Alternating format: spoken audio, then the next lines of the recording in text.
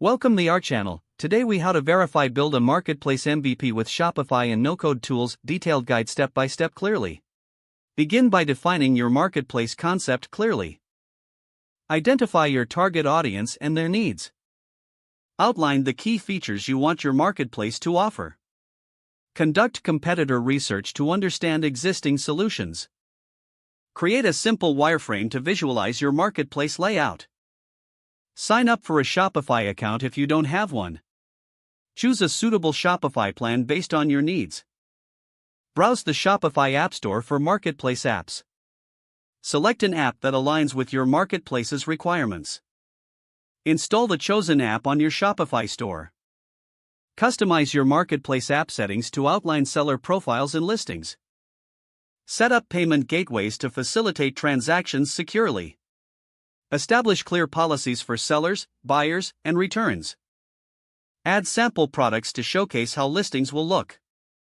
Test the overall user experience on both desktop and mobile devices. Gather feedback from potential users on the marketplace design and functionality. Make necessary adjustments based on user feedback to enhance usability. Create a launch plan to promote your marketplace MVP. Use social media and other channels to reach your target audience.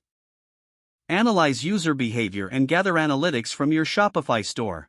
Iterate on your marketplace based on ongoing feedback and performance metrics. Continue to refine features and improve user experience post-launch. Keep your marketplace adaptable to evolving market trends. If the page does not load, refresh the browser or try again in a private or incognito window. Make sure you are using the correct email address, then retype it carefully to avoid small typos. If your password is not accepted, use the reset option and create a new strong password you can remember. Check your spam folder for verification or security emails, then complete any requested confirmation steps. Enable two-factor authentication if available to improve account security and reduce unauthorized access risk. Don't forget to like this video and subscribe to our channel for more step-by-step tech guides.